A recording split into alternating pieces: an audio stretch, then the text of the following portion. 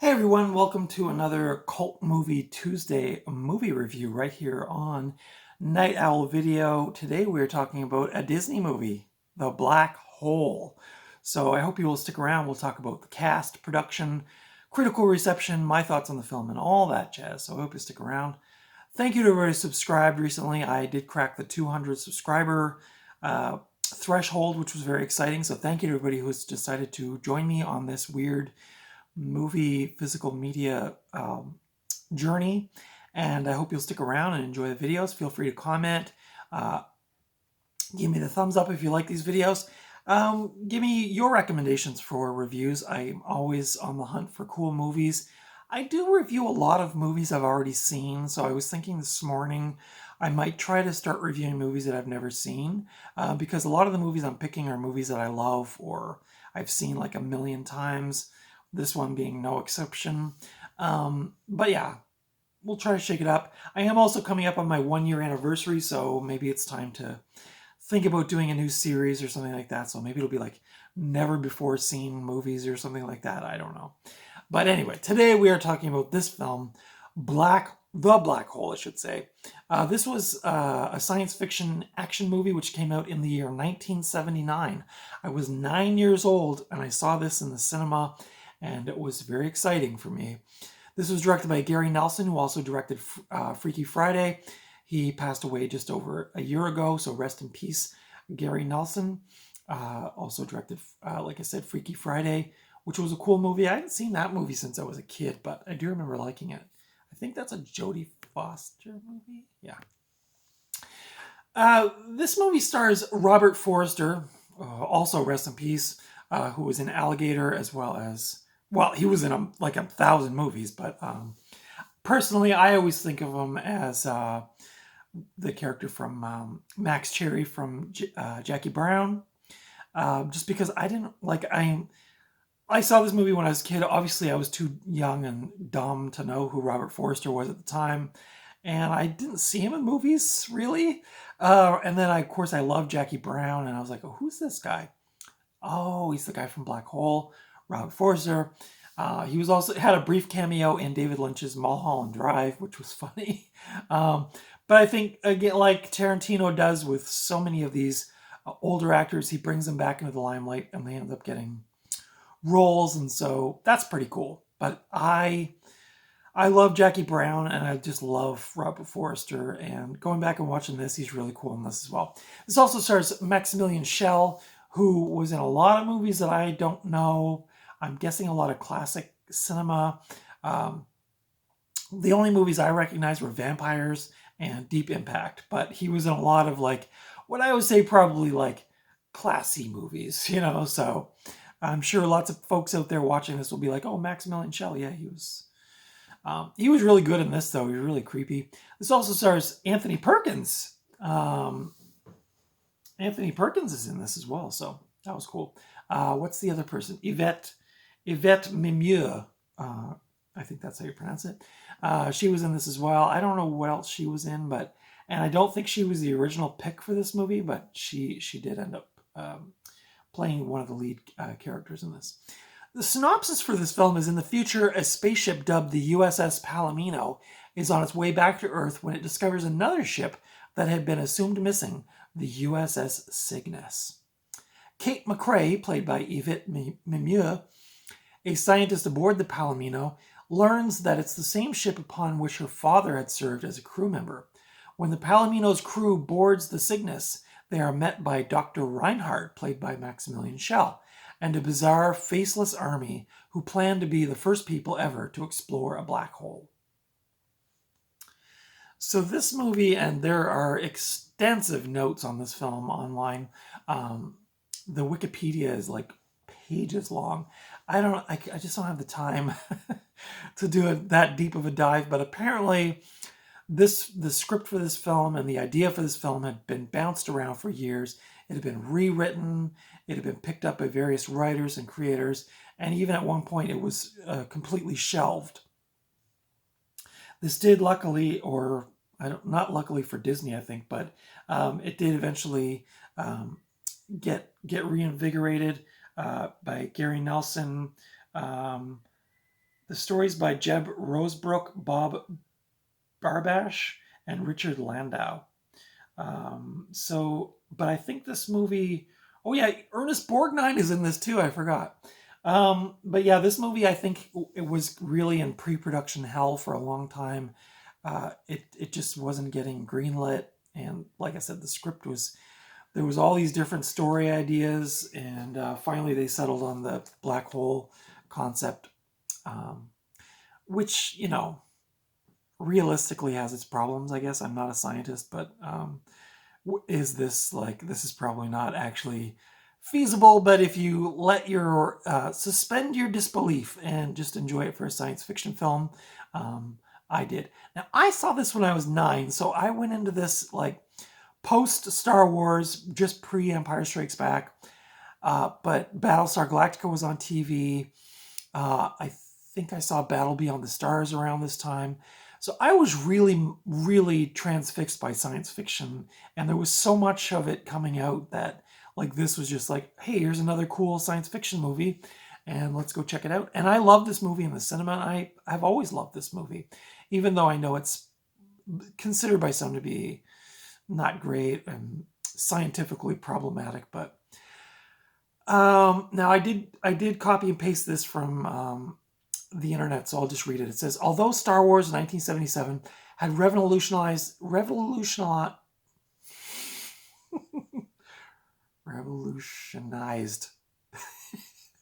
the use of computerized motion control miniature effects, the Black Hole was shot using a blend of traditional camera techniques and newly developed computer-controlled camera technology. Disney apparently wanted to rent equipment from Industrial Light and Magic, that's the George Lucas company, but it was unavailable during the film's production period and was prohibitively expensive. So as some of you may or may not know, the technology for the original Star Wars film from 1977, John Dykstra and all those cats had to like build from the ground up a lot of that technology to do the special effects for the spaceships and that kind of stuff. And so it would have been like, I think Lucas said that he spent $2 million just creating the technology for that. So if Disney wanted to rent that technology from them, they probably would have charged like an arm and a leg to use it. So this is pretty old school as far as the special effects go. I think I read somewhere that there was like 150 matte paintings used or created, and then they used like a fraction of that. But this is still kind of got that old school sci-fi, outer space vibe to it. There are some really impressive shots in this film, though, and I will maybe talk about that in a minute if I can remember. Oh, it says right here, in total, 150 matte paintings were created for the film under the supervision of Harrison Ellenshaw, but only 13 of them were used in the film. Disney hired John Barry, famous as the composer of the James Bond films, to compose the film's score. Here's another interesting fact about this film. It was the first film score ever to be recorded digitally, allegedly. The Black Hole premiered at the Odeon Leicester Square in London on December 18th, 1979. It was then released to the United States on December 21st, 1979, along with Star Trek the Motion Picture released the same month. The Black Hole was one of the last mainstream Hollywood films to have an overture at the beginning of the film. Although this was cut out on subsequent television airings, the overture is included on the Disney 2004 DVD, the Blu-ray release in 2019, and the streaming service Disney+. So the overture is like this weird, it just says overture on the screen, and it has like music, and that plays before the film starts. Now, they say this was the last movie to ever do that, a mainstream Hollywood film. I don't ever remember seeing that in a movie ever in my life. So you can leave in the comments below if you know of movies where that overture took place before the film played, but I don't remember seeing that. And when I put this DVD on, I always forget about it. And honestly, I just fast forward through it because I find it really annoying. I just want to watch the movie. I'm sure the music is lovely, but I just want to watch the movie. So let me know your thoughts on that. I don't get it. Is it like kind of comparable to like a intermission. Like, is it that kind of a thing? I don't really get it, but I don't think I've ever seen a movie that had that other than this. But anyway, that was another one of these, like, this movie has some kind of interesting history about it.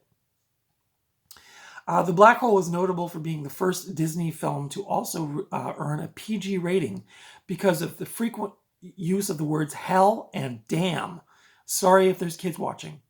And the violent death of Dr. Alex Durant, which is also notable for being the first non-family oriented Disney film. So this movie does have a lot of kind of firsts and lasts for that matter. But first for Disney. The budget for this film was $20 million and it made $35 million at the box office. So not a whopping return. They probably considered that at the time to be average. This film has had many VHS releases. In 1999, Anchor Bay put it out on VHS and DVD. I think there was like 3 different VHS versions up from Anchor Bay for this. Of course, they're well known for doing that back in the day. This film was released on Blu-ray for the first time in August of 2019, not that long ago, as a Disney Movie Club exclusive. So, unless you're part of that club, I guess you're not seeing it on Blu-ray. Although I'm thinking it'll probably eventually get a mainstream release on Blu-ray, maybe? I don't know. Disney's being weird about physical media. When this film came out, the critics did not like this film. It got really poor reviews, almost all of them quite negative. It currently holds a 40% on Rotten Tomatoes, so not a well-loved film, but it has gone on to become a cult classic. And I think a lot of critics kind of didn't like the pacing of it. Probably a lot didn't like the darkness of it for being a Disney film. But this was also, bear in mind at this time, and I'm trying to remember what documentary it was I was watching. I think it could have been the Battlestar Galactica TV series or something. They were talking about, like, when Star Wars hit in 1977, all of the studios then scrambled to say, like, what do we have that's science fiction that we can put out in the theater? Because they wanted to capitalize on that success. So you had Alien, you had Battlestar Galactica on TV, you had Disney putting out Black Hole. There was all kinds of these things happening around that time. So I think this was like Disney's push to put out a science fiction film, and this is what came out, and for better or for worse, it just wasn't that well received by the critics, and I don't think by audiences in general. Again, this movie definitely found its legs on home video and probably on cable television. I saw this in the movie theater when it came out. My parents took me to see it. I absolutely loved the movie, and also it was kind of cool because Star Wars was out. I was 9 years old when this came out, and so I had really not seen like anything real dark, like. And this movie is pretty dark. I mean, like, if you've seen this movie, you know. And I don't think I'm spoiling anything here because this movie's been out for like over 40 years. But if you haven't seen this, I'm going to spoil a bit. So if you're going to watch it on Disney Plus, maybe check out this review now and revisit it after you've watched it. But there's, like Maximilian Schell, he's kind of deranged, and he has taken the crew of this ship and turned them into these like automatons. And at one point they lift off the mask of one of the automatons, and it's like this really gaunt, like really spooky looking, almost like a zombie. And there's a scene in here where they have like a space funeral for one of the automatons, if you will. And yeah, just some of the scenes were pretty jarring for a Disney movie. I'm actually surprised it didn't get a PG-13 because for little kids watching this was probably pretty scary.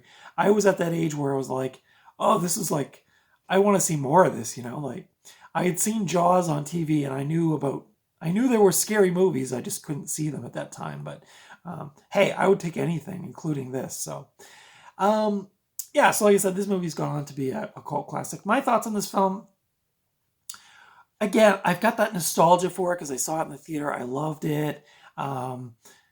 There's parts of it that are pretty corny. Some of the robots are hanging by wires. You can clearly see the wires.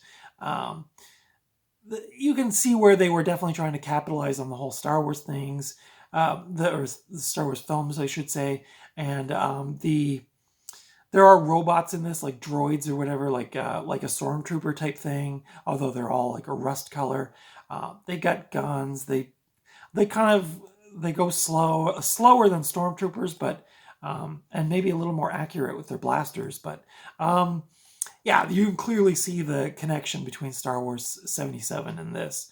But I liked it. The music was creepy. The special effects were pretty cool. The ship, when it all lights up, like it's in darkness when they find it, but then it lights up, and it's right on the edge of this black hole, and like it's cool. I kind of like it. The space funeral scene was creepy. Like I said, the unveiling of the automatons. Ernest Borgnine, all the actors were really good in this. Of course, Robert Forster was great. Anthony Perkins, I love Anthony Perkins. So this, again, like maybe I'm a little biased because I saw this at a young age and I thought it was really cool. Probably young people watching this nowadays will be like, this is totally corny. The ending is very weird. If you've never seen this, I will forewarn you, the ending is very strange. It's a little, there's some like kind of religious overtones here. There's, it's a bit ambiguous, I guess I'll say. So if you don't like those kind of endings, you're probably not going to like this. But it says, you can't escape the most powerful force in the universe. This is Walt Disney's The Black Hole. This movie, let's see here if I could find it, is 98 minutes. Beaut. This is color. This is a Region 1 DVD. It is rated PG in Canada. This is the 2003 DVD version. Like I said, there is a Disney Movie Club exclusive Blu-ray available. So you can get it that way if you're part of that. Time Magazine says it's spectacular. It simply blows one away. So Time Magazine liked it. Newsweek said some of the most deliciously imaginative special effects ever put on film. So, like I said, visually this movie is really quite stunning for its age. And given that it's, practical effects, there's the chapter list. Is there anything on the other side? Oh. On the other side, it says you can add these film favorites to your collection today, and you can add Watcher in the Woods, Tron, and what is that? Something Wicked Comes This Way, which is a movie I've never seen, actually. Actually, I've never seen Watcher in the Woods either. Tron I have seen. I saw that in the cinema as well. So, yeah, this movie is another kind of weird one. It's definitely a cult classic. This was not your big Hollywood blockbuster film. But I would highly recommend this. I would give this a 4.5 out of 5. I mean, obviously the special effects at points, like I said, you could see like wires where they were, especially at the beginning, they're supposed to be weightless because there's no gravity, but you can see the wires holding them up and stuff. If you're willing to overlook that stuff, this is a charming film. But like I said, also pretty dark. So I don't know if I'd let little kids watch this, but yeah, not your average Disney fare. Let's just put it that way. This edition is pretty bare bones, although it does have a Through the Black Hole featurette, extended trailer, but that's about it. Otherwise, it's your pretty bare bones DVD. I don't see this one out and about very often, but probably if you thrift relatively often, you will eventually come across it. I may have seen this in the last 10 years. I may have seen this 2 or 3 times, including this one that I picked up, but it's not a common one that you see around that often. I've never seen the VHS out and about, but that would be kind of cool to find that. Anyway, those are my thoughts. You can watch this if you have Disney Plus. You can watch this for free or you can watch it as part of your subscription to Disney Plus. You could also rent it on Amazon Prime, Cineplex, and YouTube. I could not find it streaming anywhere for free otherwise, like Tubi or any of those kinds of things. But it is a Disney movie, so it's probably going to be pretty exclusive to the Disney Plus streaming platform. If you've seen this film, let me know your thoughts on it. I know it's one of those ones that's kind of weird. If you grew up watching it, you probably love it. If you've only seen it recently, you may think it's kind of corny. But again, I really like this. It was a dark sci-fi movie at that time in my life.